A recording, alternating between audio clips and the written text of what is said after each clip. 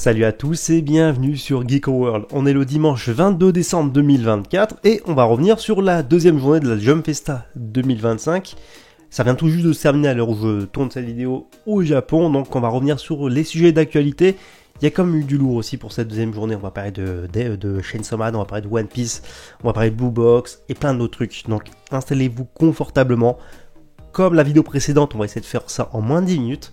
Et on va directement sur X pour parler de tous ces sujets-là. Alors, dans un premier temps, sans perdre de temps, on va se focaliser sur une rumeur qui s'est concrétisée. Donc il s'agit de l'adaptation en animé. L'annonce a été faite pour Vigilant, le spin-off de My Hero Academia, qui est pour moi un des meilleurs spin-offs de manga qui existent, parce que le manga tient la route tout seul en fait. Il serait même pas estampillé My Hero Academia, que ça marcherait tellement les personnages sont bons, l'univers est pas mal aussi, c'est intéressant, enfin bref, c'est un bon manga qui tient la route, en dehors du fait d'être un spin-off.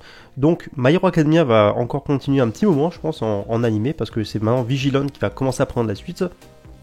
Donc ça sortira au mois d'avril 2025. Donc dans seulement quelques mois, perso, je suis très curieux de découvrir ça. Et donc voici le visuel. On va enchaîner avec Blue Exorcist, vous savez, la suite de l'anime là qui arrivera en 2025, début 2025. Le nouvel arc s'est offert un tout nouveau visuel qui claque. Honnêtement, il envoie du lourd. Limite, je pense que c'est mon préféré depuis un petit moment. Il y a également eu 2 nouvelles images à travers un tout nouveau trailer.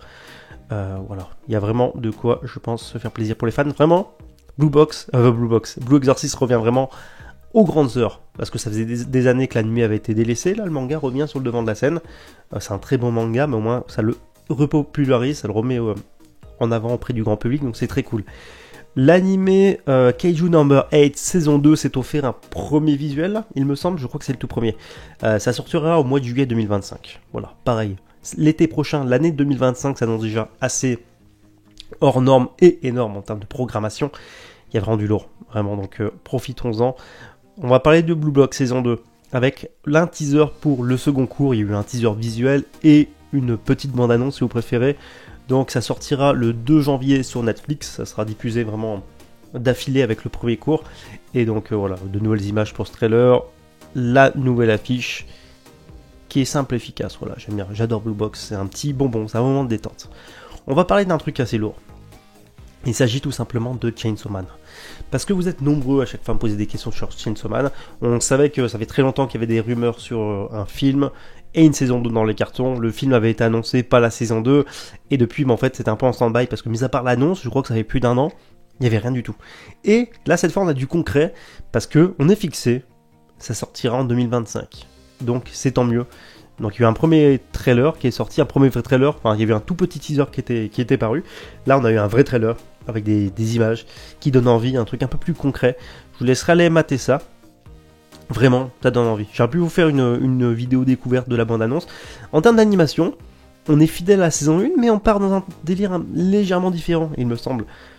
Donc j'ai très hâte de découvrir ça et j'espère vraiment que ça va cartonner comme ça. On s'assurera une saison 2. D'ailleurs, en parlant du film Chainsaw Man, il y a eu des nouveaux visuels également. Je vous les mets là à l'écran.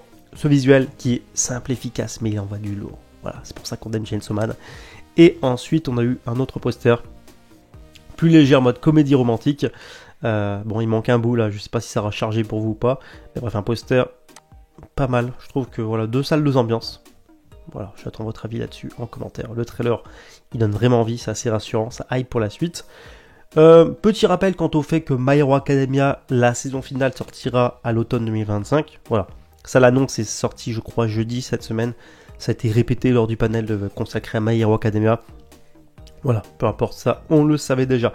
On va parler animé pour Takopi. Vous savez, le manga en 2 tomes un animé a été annoncé. Ça avait déjà leaké, ça a été confirmé ensuite cette semaine avec un poster. Et là, il y a le teaser qui est sorti. C'est là extrêmement fidèle au manga d'origine, donc je pense qu'à mon avis le résultat sera très très intéressant. Sorti en 2025, c'est pas encore daté.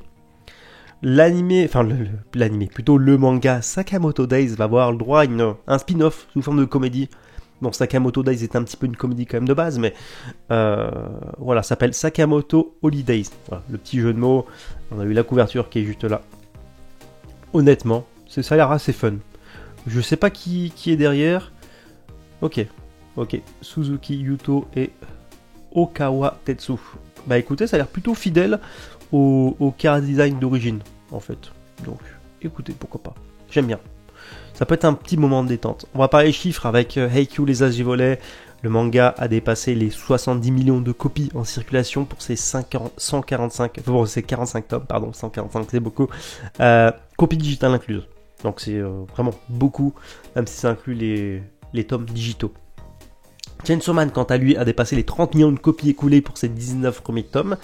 Là, on prend également en compte les tomes en circulation numérique.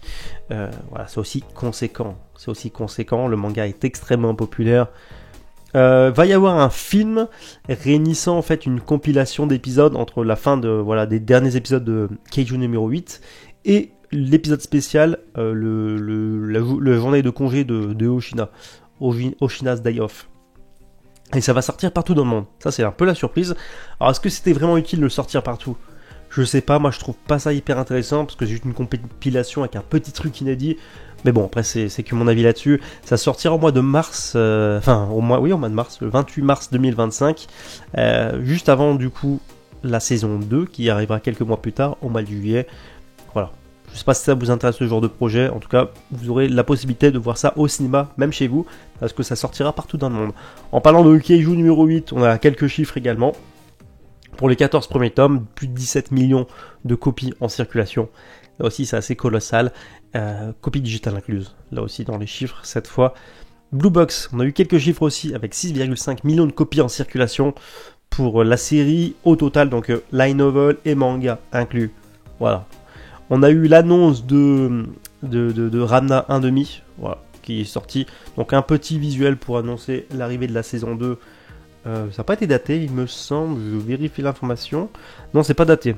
C'est pas daté, mais en tout cas, l'annonce a été faite. Toujours Netflix pour la distribution. Ce qui est noté juste là. Et puis voilà, un teaser. Non, il me semble pas que ce soit daté. Il faut pas 2025. Non. Bon, écoutez, des images, un petit teaser. On va parler de One Piece l'animé, vous le savez, le doubleur historique de Franky, qui est un gros seiyuu au Japon, a pris sa retraite. Il s'est retiré du rôle de Franky. Alors, je vais pas vous dire bêtise, je sais plus si c'est une retraite, on va dire, générale par rapport à son métier de seiyuu, donc de doubleur, ou alors c'est juste pour Franky, j'en sais rien. En tout cas, le nouveau doubleur ça nous avait été teasé qu'il sera annoncé pendant la Jump Festa, donc c'est fait, on connaît le nom, c'est Subaru Kimura, qui fait notamment, c'est marqué Todo dans Jujutsu Kaisen. Ça va changer de timbre de voix, mais c'est quand même une grosse voix. Donc à voir ce que ça donne, peut-être que le seiyuu arrivera à coller au seiyuu d'origine. Voilà pour l'info pour ceux que ça intéressait. On a eu des infos concernant Mission Yozakura Family saison 2. Donc le visuel, sympa vraiment, j'aime bien. Et puis ça sortira en 2026, donc il faudra être patient encore. Mais voilà, au moins c'est sur les rails la suite. On a eu des news au sujet de la saison 2 de Chain Soldier, donc Demon Slave, je crois en français. Voilà, c'est dispo chez Kurokawa si je dis pas de bêtises. Et on a eu quelques petits visuels, on a eu une annonce, et on aura d'autres informations plus tard concernant la saison 2 en 2025. Donc là c'est du teasing par rapport à des news qui sortiront plus tard. Mission Yozakura Family a dépassé les 3 millions de copies en circulation pour ses 27 tomes. C'est joli, mais c'est vrai que quand tu compares des mangas du Jump Plus, par exemple, comme Chainsaw Man et tout, ou Keiju numéro 8, alors qu'il y a beaucoup plus de tomes, c'est un truc de fou. Ça se voit que le manga n'est pas aussi populaire, malheureusement, même s'il n'en reste pas moins sympathique. Ta copie, donc le manga a dépassé les 1,4 million de copies en circulation dans le monde entier, pour toute la série, copie digitale incluse, pour ces 2 tomes, parce qu'en fait la série est composée de 2 tomes. Et vraiment, c'est encore plus choquant quand tu as des chiffres comme ça, par exemple, tu vois, ta copie 1,4 million de copies en circulation, 2 tomes. Bon, c'est un joli succès, mais quand même 2 tomes, et un phénomène. Et Mission Yozakura Family, un peu plus du double, avec 27 tomes. Voilà, c'est la petite parenthèse. Un autre visuel pour Chain Soldier, donc Demon Slave saison 2, juste ici. On va parler One Piece là aussi, avec, vous le savez, l'animé, enfin les épisodes inédits par rapport à l'arc en cours, l'arc Egghead est en pause.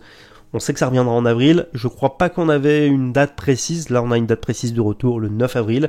Donc, il y a eu un teaser, donc visuel, donc un poster, et un teaser, des nouvelles images, une bande-annonce, si vous les préférez, un trailer. Le poster est juste énorme. Honnêtement, je suis fan de One Piece, je l'imprime, je la mets dans un cadre, je pense. Franchement, j'adore. Alors, des fois, je suis assez dubitatif sur les visuels de One Piece.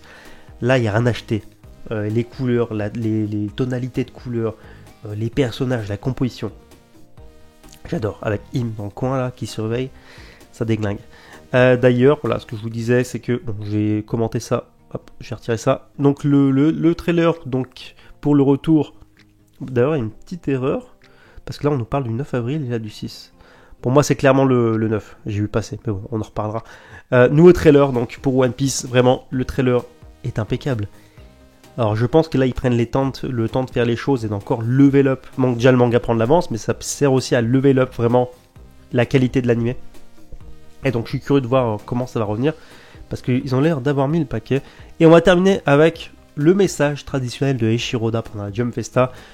Vous le savez, chaque année Eiichiro en profite pour, on va dire, nous faire un teaser, enfin, nous parler de One Piece, nous teaser l'année qui va arriver par rapport à ses plans initiaux. Bon, des fois il est un peu ambitieux parce qu'il nous tease des choses qui arrivent vraiment genre dans les 2-3 derniers chapitres de l'année, juste après.